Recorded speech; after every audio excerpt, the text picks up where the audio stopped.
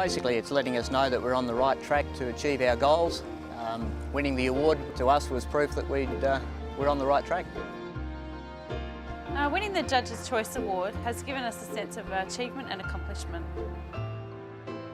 To actually be nominated was, I thought, brilliant. I thought that was a win for me anyway. And then to actually win was a huge surprise, and it made me think, well, maybe I am doing something right, and the confidence to keep doing it.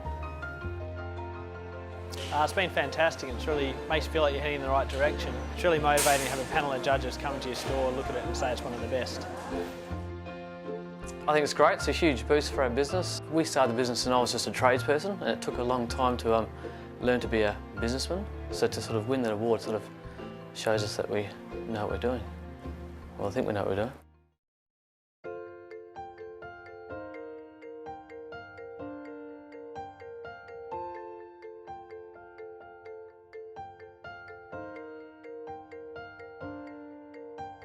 Since winning the awards, it's actually increased our profile and given our consumers a better understanding of the products and services we provide. Yeah, a lot of our staff take a lot more pride in the store and their own department. It's been really great for them to have someone from outside the shop come in and see how hard they've worked, and it really motivates them to keep the standards up. Well, not only has it got busier, but the business is now being recognised as a genuine business. We get a lot of people recognising that we've won, and we get a lot of extra work from it. We're not any busier than we used to be, but we just seem to have a lot more work.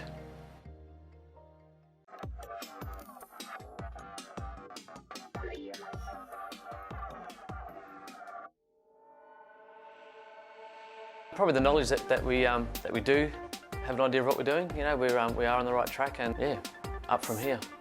I guess it's a sense of recognition that we're doing the right things, we're achieving our goals, we're on the right track. It's a sense of satisfaction from it, and I guess also I've worked out that, you know, don't be afraid to be different. I've had some great publicity from regular customers and the rest of the town. It really highlights the quality of our business to the regular shoppers and to potential new customers. It's given us a sense of achievement and confidence that we're actually on the right business track.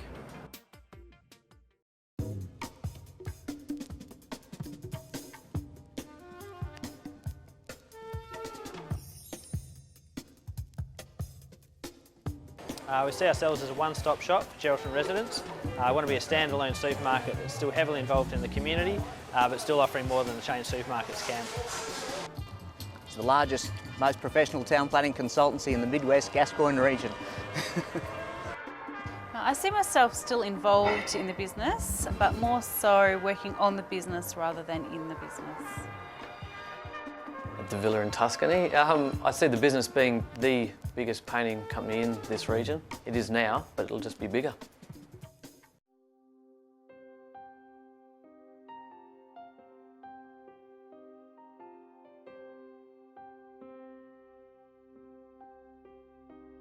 Life's hard at the top. Firstly, marry the right person, find your passion, follow your dream, and just have fun on the way.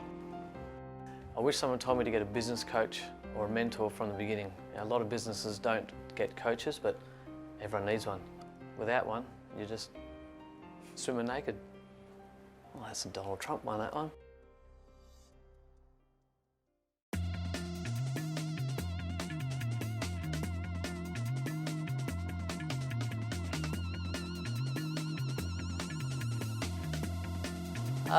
Prestigious, worthy, and a positive recognition of achievement. First, I'd say the work you put into the submission really helps you break down your business and look at it more closely. I also say they're very rewarding and very motivating. Positive, prestigious and inspiring. I felt there's a lot of things that we wanted to do with the business. Doing the submission helped us put them into place. So the awards sort of make you think about it.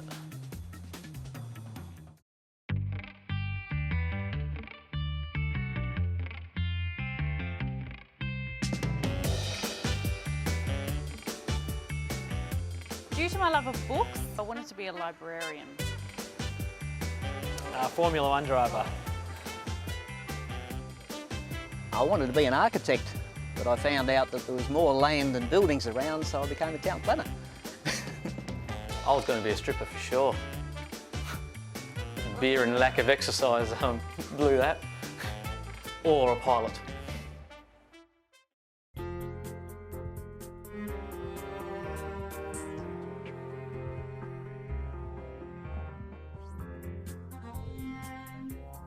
Service with distinction, I feel, is just giving your best and making sure that the customer should just have your undivided attention and just, yeah, do your best.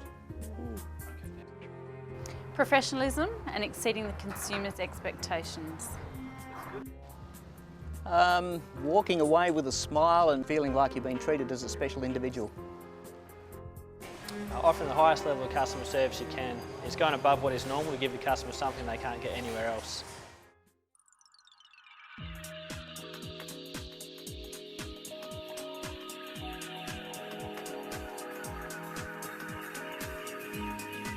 Ian at ML Communications took a lot of time to explain the technical intricacies of a sine wave power inverter in simple terms that both my wife and I can understand, and it certainly made the purchase of that item a lot easier for us.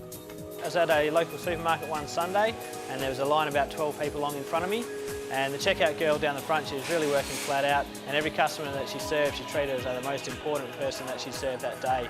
And by the time I'd been served and left the store, I felt like I was the most important customer she'd served, and I forgot about the waiting line. Excellent customer service that I have received is when I ordered a part from X East and it arrived the very next morning.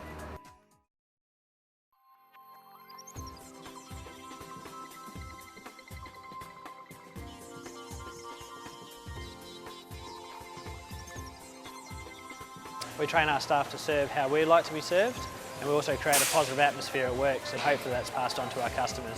As soon as they walk in, I greet them as if they're just an old friend, just make them feel welcome. The service doesn't finish until maybe once they get to the car, if they need things carried out. Being a small business, I take the personal approach, face-to-face contact with the customer, meet them on site, discuss their project in detail, all the way through that project, keep the customer informed where their project is at. To ensure that the client's needs are met at all times and that they are happy with all of their purchases and services. Give the client what they need, make sure they're happy, return their calls, get their quotes on time, and bill them on time.